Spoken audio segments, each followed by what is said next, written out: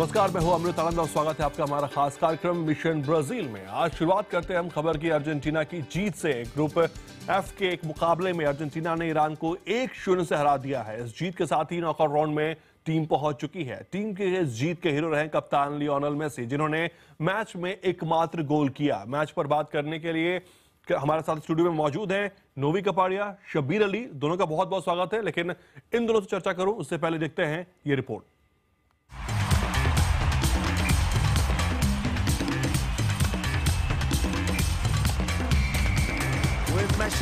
Lionel Messi के इस बनाना shot के साथ ही अर्जेंटीना की टीम टॉप 16 में जगह बनाने में कामयाब हो गई। मेसी का वर्ल्ड कप में दूसरा गोल और दोनों ही मैच में अर्जेंटीना को जीत मिली। इस जीत के साथ ही अर्जेंटीना वर्ल्ड कप के दूसरे दौर में पहुंचने वाली 5वीं टीम बन गई, जबकि ग्रुप एफ से अंतिम 16 में जाने वाली ये पहली टीम है।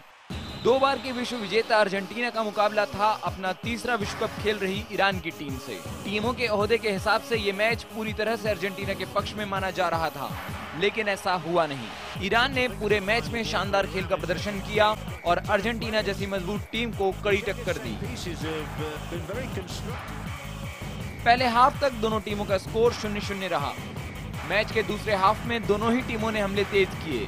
अर्जेंटीना ने कई कोशिशें की, लेकिन 90 मिनट तक ईरानी डिफेंस लाइन को भेद नहीं पाए।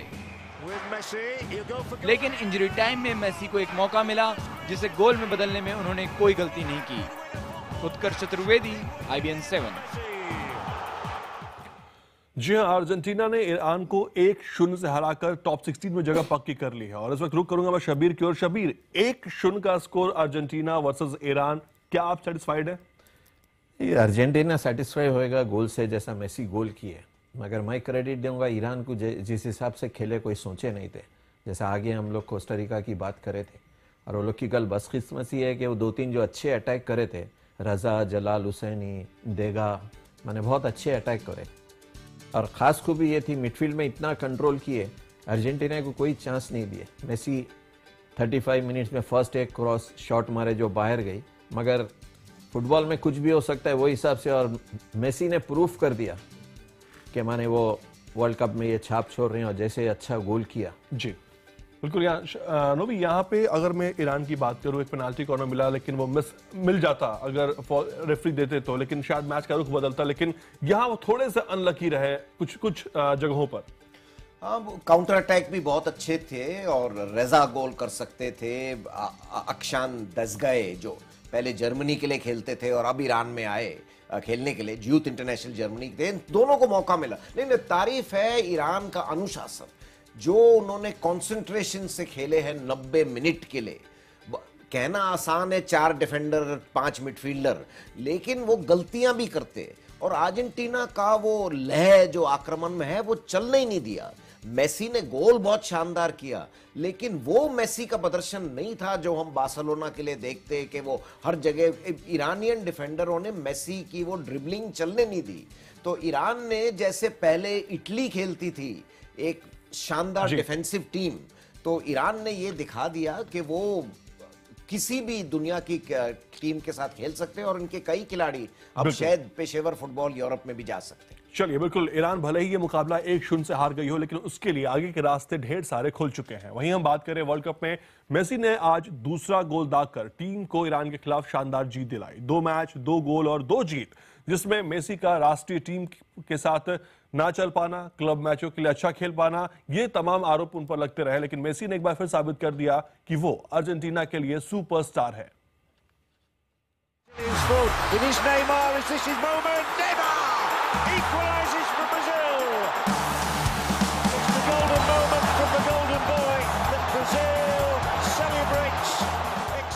नेमार को आपने पहले दिन कमाल दिखाते देखा।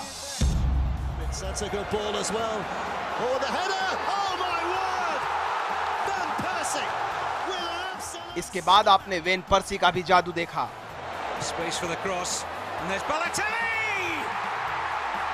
फिर मारियो बालोटोली की बारी आई और वो भी अपनी साख पर खरे उतरे। इन खिलाड़ियों के साथ साथ अर्जेंटीना के लियोनेल मेसी ने भी पहले मैच में अपने जीनियस की झलक दिखलाई। लेकिन मेसी की चुनौती सिर्फ एक मैच के बाद खत्म होने वाली नहीं है। अर्जेंटीना के कप्तान एक ऐसे खिलाड़ी हैं जिनसे न सिर्फ उनके देश की उम्मीदें जुड़ी हैं बल्कि पूरी दुनिया की भी नजरें टिकी हुई हैं। 8 years less a day since his first World Cup. Sachin Tendulkar की असाधारण कामयाबी के बावजूद क्रिकेट जगत के कई पंडित उनके खेल में खामियां तब तक निकालते रहे जब तक कि वो वर्ल्ड कप चैंपियन टीम का हिस्सा नहीं बने। Well, there's the man, Sachin Tendulkar. और कुछ ऐसा ही हाल लियोनेल मेसी का है। अब तक पिछले 2 वर्ल्ड कप को मेसी यादगार बनाने में नाकाम रहे हैं। No, presión no. Creo que Argentina. जी नहीं, मेरे ऊपर कोई दबाव नहीं है। अर्जेंटीना की टीम हमेशा से ही चैंपियनशिप के लिए लड़ने के लिए जानी जाती है। अपने शानदार खिलाड़ियों की वजह से अर्जेंटीना की टीम हमेशा ही फेवरेट की लिस्ट में शामिल रहती है। मुझे लगता है कि इस बार हम काफी अच्छी स्थिति में हैं और हमारे पास इस विश्व कप में काफी कुछ बड़ा करने की चुनौती है।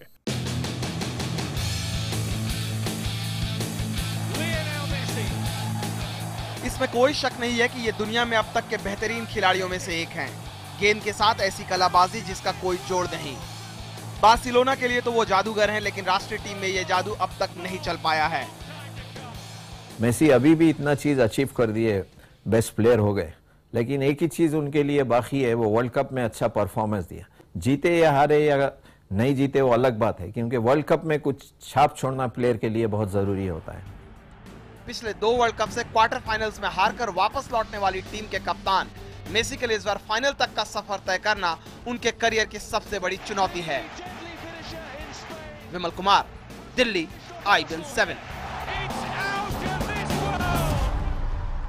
जी हाँ, शबीर से कल मैंने एक सवाल पूछा था, रोवी से भी मैंने सवाल पूछा था, अर्जेंटीना बोलूं या फिर मेसी वर्सेस ईरान का मुकाबला बोलूं, हुआ साबित वही मेसी वर्सेस ईरान का मुकाबला हुआ। शबीर, मेसी अर्जेंटीना की टीम भी नजर आई, लेकिन मेसी का इंपैक्ट ज्यादा नजर आया हमें लास्ट मोमेंट पे। मेसी का ये मोमेंट कैसे बना?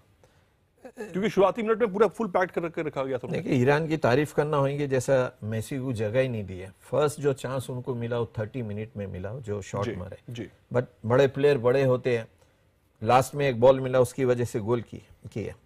मैं ईरान की तारीफ करना चाहूंगा, जैसे 2-3 बॉल मिले, रजा ने, जलाल हुसैन, ये लोग मिस किया। अगर वो गोल होते तो डिफरेंट होता था। और जैसा बोलते कि मेसी बहुत बड़े महान प्लेयर है, वो कल बता दिए, लास्ट मोमेंट में इनको एक बॉल मिला, यहाँ से लेवेस्नी ने उनको बॉल दिए। सब ईरान ये समझ रहे थे कि ड्रॉ हो गया, बस हम लोग को चलिए 1 पॉइंट मिल जाएगा, मगर जो लेवेस्की का नहीं, यहाँ बॉल था। मेसी अपना यहाँ जादूगर दिखाए, इनको बॉल मिला इधर, ये बॉल ड्रिबल करके लेफ्ट स्विंगर पूरा गोल में डाल दिए बॉल। प्लेयर की खास खूबी होती है, और मेसी बता दिया कि वो क्यों वर्ल्ड में बेस्ट प्लेयर है। वो लास्ट मिनट में गोल करके अपनी टीम को जिता दिया। बिल्कुल, लास्ट मोमेंट पे गोल करके जिताया। यहाँ पर अगर ईरान की डिफेंस की हम बात करें तो वाकई में नोवी जैसा कहे था, आपकी डिफेंस काफी स्ट्रांग है।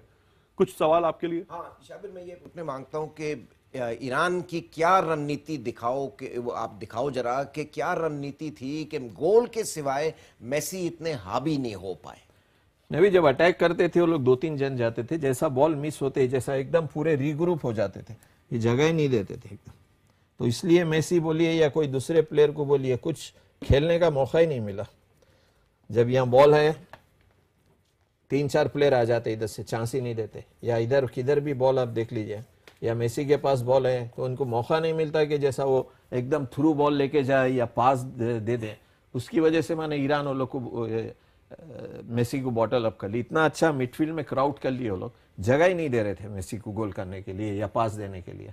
चलिए, कुल मिलाकर कहा जाए तो ईरान ने पूरी कोशिश की मेसी को रोकने के लिए, अर्जेंटीना की टीम को रोकने के लिए, लेकिन वो ऐसा कर पाने में नाकाम रहे और आखिरी मोमेंट पर मेसी ने शानदार गोल दागा। चलिए, अब हम बात करते हैं अर्जेंटीना के गोलकीपर सर्जियो की, जिन्होंने ईरान का एक बहुत ही शानदार शॉट रोका और गोल होने से बचाया। आइए देखते हैं वो झलकियां। And the header, oh, super from Romero in Tehran. He gets in here with the header across his marker, and Sergio Romero does supremely well to get fingertips to this one, to tip the ball over the top of the crossbar. Zabaleta put in the challenge, but it was Romero with the best save of the day, one of the best of the World Cup.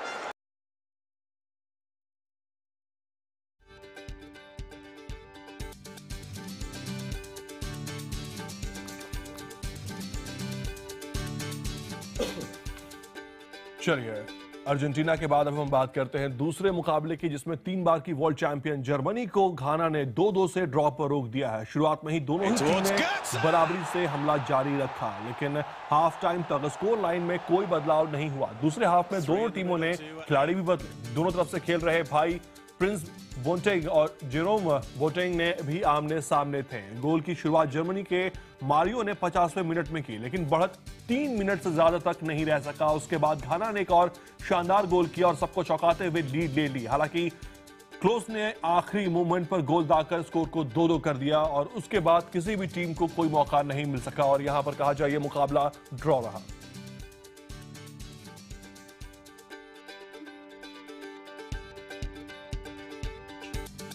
चलिए अब हम बात करते हैं कि ये मुकाबला draw हो चुका है घाना और जर्मनी के बीच। अब इस ग्रुप के पॉइंट्स टेबल में क्या हालचाल है, कैसे अब इस ग्रुप की टीमें आगे बढ़ सकती हैं, एक नजर डालते हैं पॉइंट्स टेबल पर। जर्मनी के पास 4 अंक है, अमेरिका के पास 3 अंक है, घाना के पास 1 अंक है। पुर्तगाल जो आज अपना मुकाबला खेलने वाली है उसके पास मौका है यहां पर 3 पॉइंट लेकर टॉप में जाने का। इस वक्त शबीर हमारे साथ है, नोवी हमारे साथ बने हुए हैं। नोवी, अगर स्कोर पॉइंट टेबल आप देख रहे हो, जर्मनी 4 पॉइंट के साथ है, अमेरिका 3 पॉइंट के साथ है, घाना और पुर्तगाल कहीं ना कहीं अब थोड़ा सा मुकाबला और ये कंपटीशन टफ होगा। और ऐसा क्या हुआ कि जर्मनी पैक्ड हो गई? नहीं, जर्मनी तो पहुंच जाएगी, लेकिन जो सबसे हैरानी की बात होगी, जो अमेरिका पोर्चुगल से आज रात को जीत जाए तो जैसे ग्रुप डी में किसी ने भविष्यवाणी नहीं किया था कि 2 राउंड के बाद कोस्टा रिका प्रथम स्थान पे होंगे, वो यहां हैरानी होगी कि अमेरिका 6 पॉइंट पे हो जाएगी। खैर पोर्चुगल तब बाहर हो जाएगी, लेकिन अभी भी ये ग्रुप पूरा खुला हुआ है, क्योंकि पोर्चुगल भी पॉइंट ले तो वो भी आगे बढ़ सकते हैं। तो ये ग्रुप है, तीसरा राउंड तक जाएगा। घाना ने बहुत शानदार खेला है, लेकिन जो अमेरिका से वो पॉइंट हार गए, सारी अफ्रीकन टीम में से सबसे अच्छा प्रदर्शन घाना का था, लेकिन अब कठिन है। लेकिन जर्मनी का ऐसा क्या हुआ शबीर? पुर्तगाल के खिलाफ बहुत शानदार खेल खेला, दम दिखाया, ऐसा लगा कि अब तो घाना उनके लिए बच्चे हैं, यूं ही राउंड डालेंगे। लेकिन घाना के लिए मैंने डू एंड डाई मैच था, नॉकआउट मैच था, अगर कुछ कर दे तो लोग क्वालिफाई, और वो कर ही दिए थे, मगर बदकिस्मती नहीं कर सके और इतना अच्छा खेले कि जर्मनी को मौका ही नहीं दिया। मगर सबसे बड़ी बात यह है कि वर्ल्ड कप का एक बहुत अच्छा मैच देखने को मिला और 15 मिनट के अंदर 4 गोल। और क्लॉस जो सब बोल रहे थे रोनाल्डो के बराबरी 15 गोल करेंगे नहीं, वो उतर के 2 मिनट में गोल करके अपनी टीम को ड्रॉ करा दिया। चलिए ड्रॉ हो चुका है, हालांकि जर्मनी पहुंच जाएगी ऐसा दावा करना नोवी का, लेकिन काफी कंपटीशन पॉइंट टेबल पर भी टफ हो चुका है और कंपटीशन मैदान पर ऑलरेडी टफ है। वहीं तीसरे मुकाबले की बात की जाए तो नाइजीरिया ने बोस्निया को 1-0 से हरा दिया है। बोस्निया का यह पहला मुकाबला था वर्ल्ड कप में और बोस्निया को हार के साथ ही शुरुआती दोनों मैच को बोस्निया हार ही चुकी है और यहां पर नाइजीरिया ने शानदार जीत दर्ज की है। वहीं नाइजीरिया और बोस्निया के बीच हुए मैच के बाद ग्रुप एफ में चारों टीमें 2-2 मैच खेल चुकी हैं। आइए देखते हैं ग्रुप एफ की स्थिति क्या है। अर्जेंटीना 6 अंक के साथ क्वालिफाई कर चुकी है। ईरान 4 पॉइंट्स उसके पास हो चुके हैं और यहां उसके लिए आखिरी मुकाबला डू एंड डाई का होगा। अगर वो कुछ करिश्मा कर दिखा पाती है तो उसके लिए बहुत अच्छी बात। नाइजीरिया बोस्निया अपना दोनों मैच हार चुकी है, वर्ल्ड कप में पहली बार वर्ल्ड कप खेल रही है और जीत से खाता नहीं खोल पाई है। चलिए अब नजर डालते हैं बाकी टीमों के पॉइंट्स टेबल पर। Brazil, Mexico, Croatia, Cameroon group A में है। ब्राजील 4 अंक के साथ है, मैक्सिको के 4 पॉइंट्स है। अब देखना होगा कि ब्राजील, मैक्सिको और क्रोएशिया में कौन सी टीमें टॉप 2 में पहुंच पाती हैं, टॉप 16 में पहुंच पाती हैं। ग्रुप ए की टॉप 2 टीमें होती हैं। ग्रुप बी की अगर मैं बात करूं तो ग्रुप बी में नीदरलैंड 6 अंक हो चुके हैं, चिली 6 अंक हो चुके हैं। यहां पर फिगर क्लियर हो चुका है कि 2 टीमें कौन सी हैं टॉप 16 में पहुंचने वाली है और ऑस्ट्रेलिया, स्पेन के पास अब कोई मौका नहीं है। हालांकि आखिरी मैच में जो करिश्मा दिखाना चाहते हैं वो दिखा सकते हैं। वहीं अगले ग्रुप की अगर मैं बात करूं, चर्चा करूं तो ग्रुप सी में कोलंबिया, आइवरी कोस्ट और जापान, ग्रीस, ये 4 टीमें हैं। लेकिन कोलंबिया सिर्फ क्वालिफाई कर चुकी है टॉप 16 के लिए, लेकिन यहां पर अभी दूसरी टीम कौन सी होगी टॉप 16 के लिए, इस पर सस्पेंस बरकरार है। ग्रुप डी में देखें, कोस्टा रिका क्वालिफाई कर चुकी है, Italy, Uruguay, England, group of death कहा जाता है ग्रुप डी को। अब देखना होगा कि दूसरी टीम कौन होगी टॉप 16 में जाने के लिए। हालांकि इंग्लैंड के लिए अब सब कुछ खत्म हो चुका है, अब यहां पे इटली और उरुग्वे के बीच ही कुछ हो सकता है। ग्रुप ई की बात करूं, फ्रांस, इक्वाडोर, स्विट्जरलैंड, होंडुरास 6 अंक हो चुके हैं फ्रांस के, 6 पॉइंट्स के साथ टॉप 16 में फ्रांस क्वालिफाई कर चुकी है। इक्वाडोर, स्विट्जरलैंड, होंडुरास के लिए मौके बचे हैं, लेकिन होंडुरास यहां पर 2 मैच खेली, दोनों मैच हार चुकी है। ग्रुप एच की बात करूं, बेल्जियम, कोरिया, रूस, अल्जीरिया, यहां सस्पेंस क्रिएट है कि आखिर नेक्स्ट टीम कौन सी होगी। लेकिन यहां पर मैं बात करना चाहूंगा पोर्चुगल की, मैं आपसे बात करना चाहूंगा पुर्तगाल के लिए बहुत अहम मुकाबला है नोवी, उसके लिए आज जीतना जरूरी है, दोनों मैच जीतने जरूरी हैं। क्या करिश्मा कर दिखा पाएगी टीम? वो अब क्रिस्टियानो रोनाल्डो के फिटनेस पे डिपेंड करता है और वो पूरे फिट होए तो जीत सकते यूएसए के साथ। ये ग्रुप बिल्कुल ही खुल गया है क्योंकि चारों टीम के पास है कोशिश। जब पोर्चुगल को एक अनुशासन से खेलना पड़ेगा, खैर पेपे और कंचेंत्राओ तो नहीं होंगे लेकिन उनके पास एक बहुत बड़ा स्क्वाड है और अमेरिका की एक युवा टीम है तो इनको भी ये मौका दिख रहा है। क्लिंसमैन बहुत होशियार कोच है तो ये एक विश्व कप का जबरदस्त मैच हो सकता है। चलिए आज के 3 मुकाबलों की बात करनी जरूरी है। आज 3 मुकाबले खेले जाने वाले हैं। पहला मुकाबला खेला जाएगा रात 9:30 बजे, दूसरा रात 12:30 बजे और तीसरा रात 3:30 बजे। जो पहला मुकाबला है वो बेल्जियम और रूस के बीच खेला जाएगा। दूसरा मुकाबला जो खेला जाने वाला है वो दक्षिण कोरिया और अल्जीरिया के बीच खेला जाएगा। लेकिन दिन का जो तीसरा मुकाबला खेला जाने वाला, जो सबसे अहम मुकाबला माना जा रहा है, वो खेला जाएगा पोर्चुगल वर्सेस अमेरिका के बीच। और पोर्चुगल को आज जीत जरूरी है। अगर अमेरिका पोर्चुगल को आज हरा देती है तो वो टॉप 16 में क्वालिफाई कर जाएगी। और अब बात करते हैं फुटबॉल के फंडे की। तो आज फुटबॉल का फंडा में क्या है आपके लिए? अब तक वर्ल्ड कप में सबसे ज्यादा रेड कार्ड मिलने का रिकॉर्ड ब्राजील के नाम है। ब्राजील को अब तक 11 रेड कार्ड वर्ल्ड कप के इतिहास में मिल चुके हैं। और फिलहाल वक्त छोटे से ब्रेक का, लेकिन ब्रेक पे जाने से पहले मैं दोनों मेहमानों का अपना शुक्रिया अदा करना चाहूंगा। आप दोनों आए, चर्चा में जुड़े, इसके लिए आपका बहुत बहुत शुक्रिया। फिलहाल लेंगे यहाँ छोटा सा ब्रेक, आप बने रहिए हमारे साथ।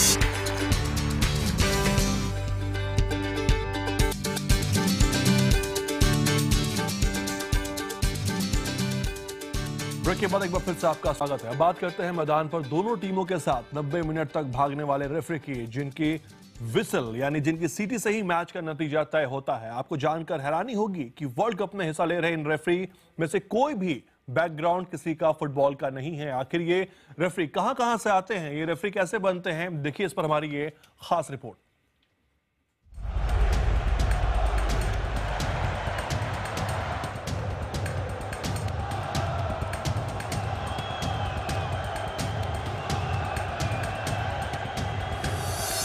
क्रिकेट के मैदान पर जिस तरह अंपायर को भगवान का दर्जा दिया जाता है, उसी तरह फुटबॉल में रेफरी का कद भी बहुत बड़ा होता है।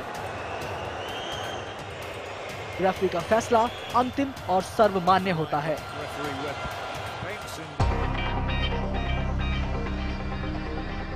ब्राजील में मैच रेफरी भी जमकर अपना जलवा बिखेर रहे हैं। हाथ में विसल और जेब में रंग बिरंगे कार्ड लिए मैदान पर भागते ये रेफरी खेल को दिलचस्प बना रहे हैं।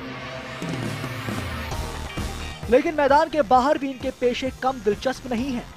विश्व कप में शामिल 25 रेफरियों में कोई केमिस्ट है तो कोई हॉलीवुड स्टार का बॉडी डबल, कोई स्वीडन का धन कुबेर है तो कोई हेयर सैलून का मालिक। सबसे पहले बात करते हैं इंग्लैंड के रेफरी हॉवर्ड वेब की। 42 साल के हॉवर्ड पेशे से यॉर्कशायर में पुलिस अधिकारी हैं और 2005 से ये फीफा के नियमित रेफरी हैं। अब बात आइवरी कोस्ट के नोमान दिएज डाउ की। 43 साल के डाउ पेशे से केमिस्ट हैं और उन्हें नाचने गाने का बेहद शौक है। डाउ विश्व कप में रेफरिंग करने वाले अपने देश के पहले रेफरी हैं। इनके अलावा 40 की उम्र के स्वीडन के योनास एरिक्सन एक स्टॉक ब्रोकर हैं और स्वीडन के नामी अमीरों में से एक हैं। 2002 से ये फीफा के नियमित रेफरी हैं। अगर बात करें मैक्सिको के रेफरी मार्को रॉड्रिग्यूज की, तो 40 साल के मार्को पेशे से पादरी हैं और सन 2000 से फीफा में रेफरी हैं। इसी तरह नेदरलैंड के जॉन क्यूपर्स का पेशा भी बेहद दिलचस्प है। 41 साल के जॉन एक सैलून ओनर हैं और 2006 से ये फीफा में रेफरी हैं। यूं तो फुटबॉल में खिलाड़ी कड़ी मेहनत करते हैं, लेकिन एक रेफरी को भी बेहद फिट, चुस्त और फुर्तीला होना होता है। आपको बता दें कि वर्ल्ड कप में रेफरिंग करने के लिए इन रेफरी को कड़े फिजिकल टेस्ट से गुजरना होता है, जिसमें हर रेफरी को लगातार 6 बार 40 मीटर की दौड़ लगानी होती है और इन 40 मीटर की दौड़ को पूरा करने के लिए वक्त मिलता है सिर्फ 6.2 सेकेंड। इस फीफा विश्व कप में यूं तो खेल के अलावा कई दिलचस्प चीजें मैदान के अंदर और बाहर भी देखने को मिल रही हैं, लेकिन खिलाड़ियों और फैंस के अलावा इस टूर्नामेंट में रेफरी भी इसको दिलचस्प बनाने में पीछे नहीं है। अभिनव राव, IBN 7।